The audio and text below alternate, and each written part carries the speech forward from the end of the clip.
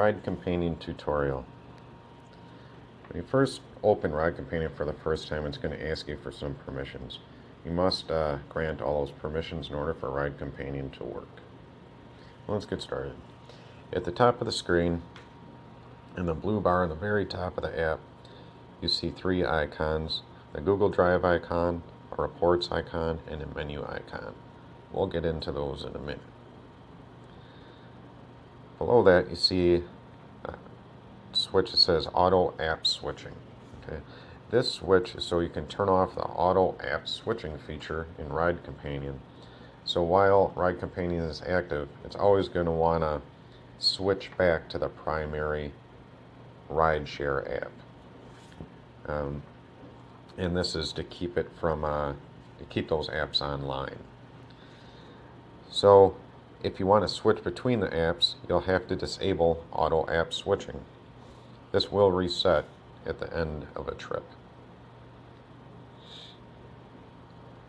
Then you have to select which apps you want to use and which one is your primary app. The primary app is the app that'll stay in the foreground.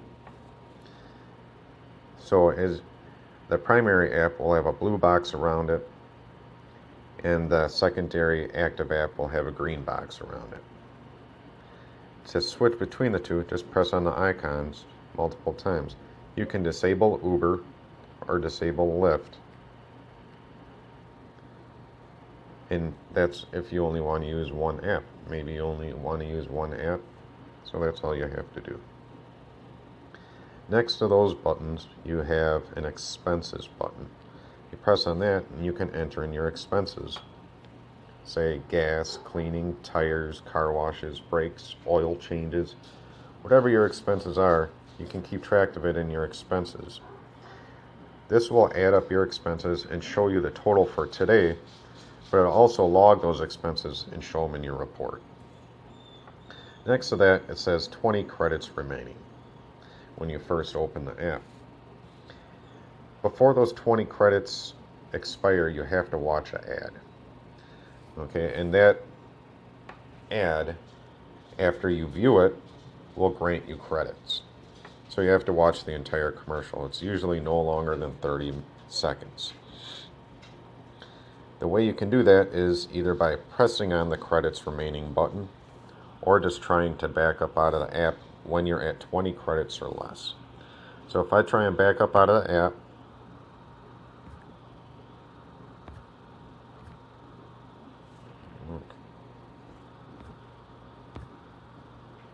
it shows an ad. This ad is 25 seconds long, but this is what helps keep this ad free. If you cancel it, you won't get the credits, and you'll still have only 20 credits remaining. If you watch the whole ad, you can see this ad's only 15 seconds. If you watch the whole ad, you get some additional credits. And this is just so you don't have to pay to use Ride Companion or do anything crazy to watch Ride Companion.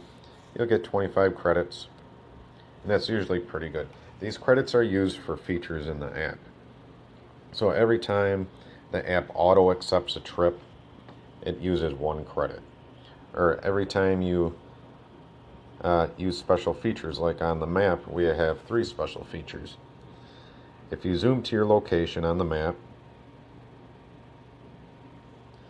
and you press the Lyft drivers button, this is going to subtract 1 credit. Press OK.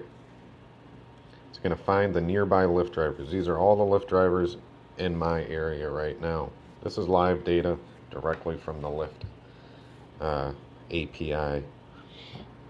You can also find the Lyft primetime rate. This will subtract a credit. And you can find the surge, the Uber surge rate. Uber doesn't provide information on their drivers' locations, or even a count of how many drivers I have on the road, or even how many drivers are close to you. And they're just pretty protective of that information. But the reason it has to use credits is I had to come up with a ability to prevent abuse of um, those features. Finding the prime time and surge in nearby drivers, because Lyft limits how many times you can use that feature per app per hour. So I had to figure out a way to keep people from just hitting that button constantly. So that's the way I did it, is using your credits. Okay, so at the very bottom of the screen you see a power button, what looks like a location button, and then a menu button. If you pull up the menu button, this gives you all your Ride Companion options. You can turn off the automating feature of Ride Companion. So say you don't want it to automate your trip accepts or opening apps or app switching or anything like that. Just turn that off. It won't automate anything after that. But what it does automate is you can automatically accept. It'll automatically accept Uber trips, Lyft trips, according to these trip filters here. So you can set it to auto queue trips. So if you're already on a trip, say with like Uber, you're already on an Uber trip, another Uber trip request comes in, because that happens on Uber, it'll automatically accept it according to your filters. If you turn it off, it won't automatically accept it, but you still have the option to manually accept it. You can automatically accept Uber pools, or not automatically accept them. Automatically accept Uber Eats, or not automatically accept Uber Eats. And same with Lyft line.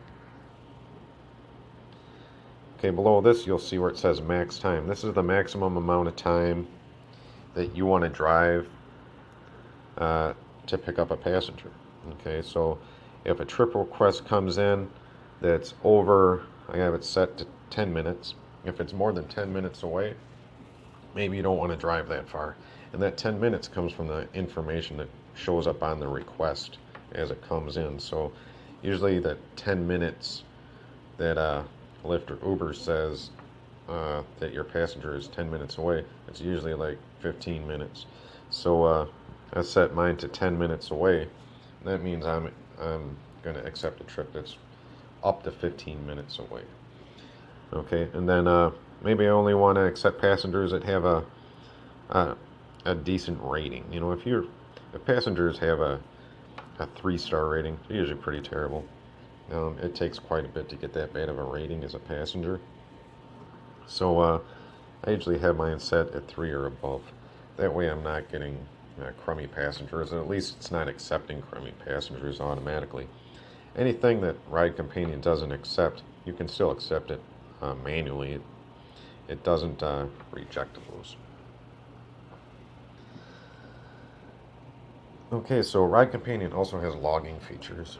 So if you want to log your trips, you log your trip routes, pickup times, drop-off times, accept times, and all the locations in between in your route that you drove to get to your passenger, you just have to toggle it on and off. It'll do that automatically without any interaction from you, as long as that's toggled on. It'll save all that information on your phone, and you can retrieve it later, and I'll show you how to do that. Show the last trip button. This button is a little button that pops up on the side of your screen while Ride Companion is active. So say you're on a trip with Uber, and it's coming to the end of the night. You want to make that your last trip. You don't want Ride Companion to accept any more trips after that one. If you press on the last trip button and activate last trip, then Ride Companion will not automatically accept any more trips after this last trip is completed. It'll actually deactivate Ride Companion automatically when your last trip is completed. And it's pretty handy, because sometimes if you're on a trip and you want it to be your last trip and you don't have this last trip activated, it'll another trip might come in before you're even able to turn off Ride Companion, and then you'll be stuck giving another trip, and they could go on for a long time. So you really want the last trip button activated there at the end of your night. Voice commands. Ride Companion has a new feature. It's voice commands. Yes, voice commands. How this works is it uses the OK Google command or your popular assistant apps like Cortana, Dragon Assistant, or Hound Assistant. All four of those apps are activated by your voice. So saying OK Google or hello Cortana or something like that opens up that assistant app, and then you just have to say a command and it'll activate Ride Companion or show me my reports in Ride Companion, disable Ride Companion. This is my last trip. You can activate the last trip with that. A few other things, and we'll go through that at the end of the video.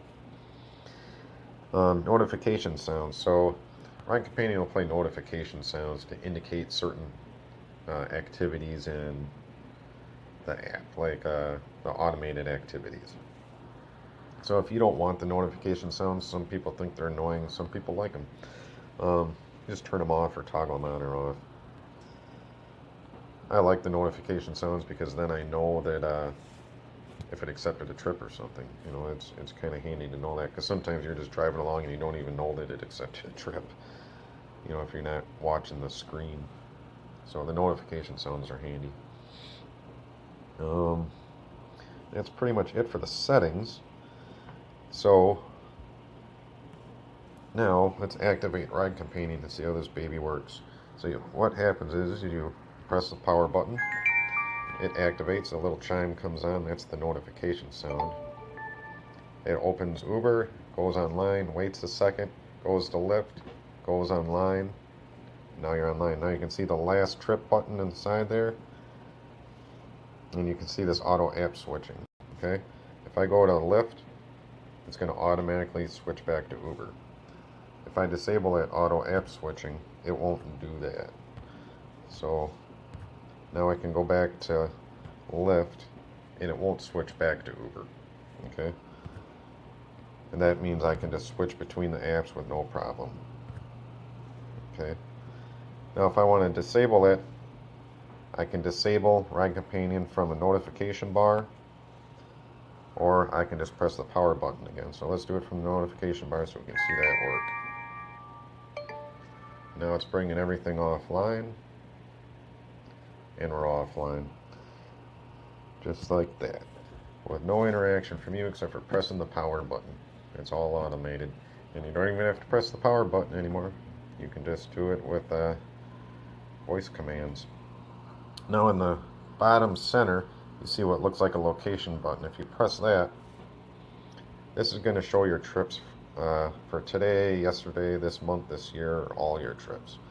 Okay, so I didn't do any trips today, so let's just do it for all my trips.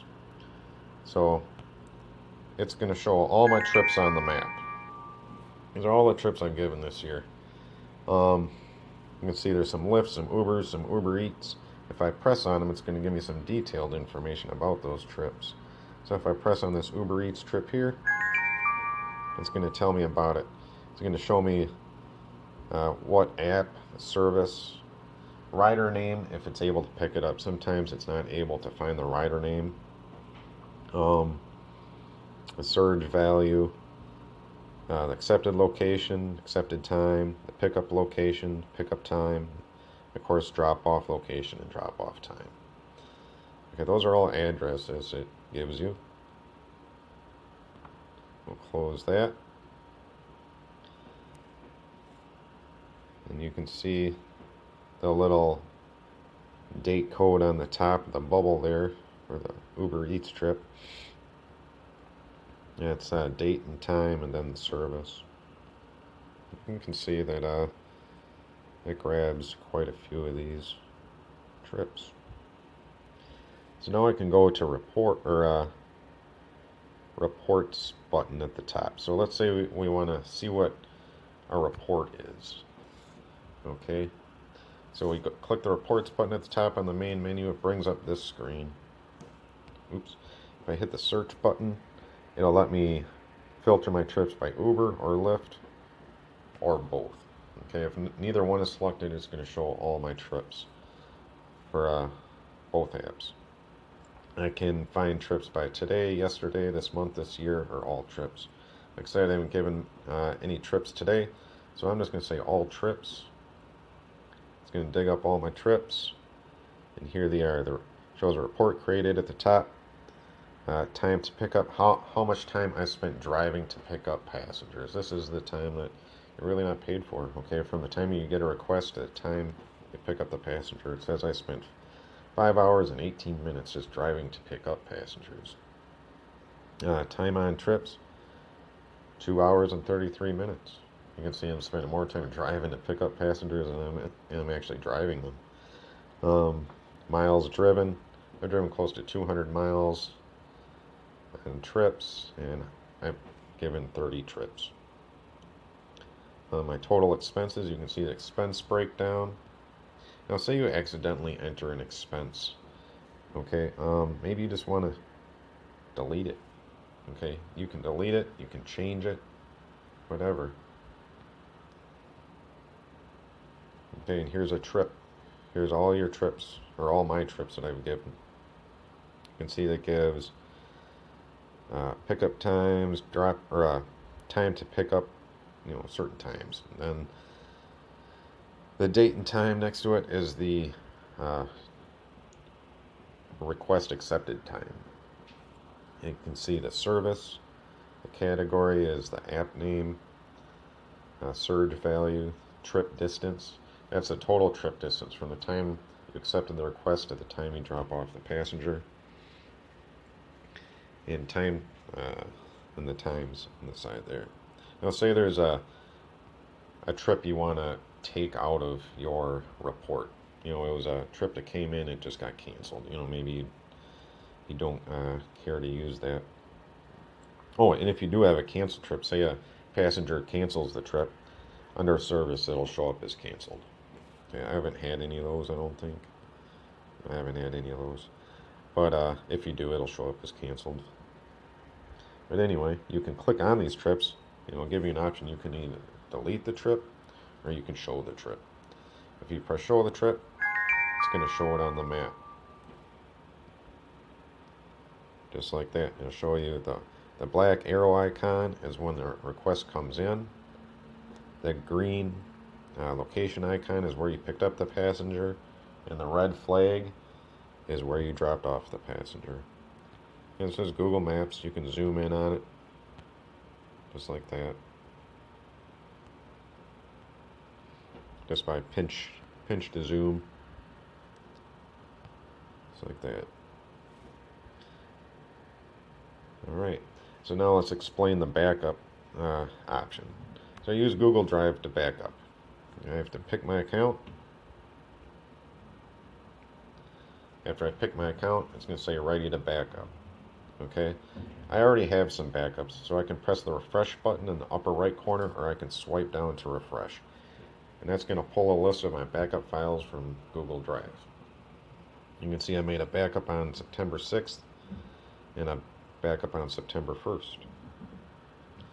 If I press on that, I can save it, which means it's going to download the backup file and then restore it to your Ride Companion folder on your phone, or I can delete it, and it'll delete it out of your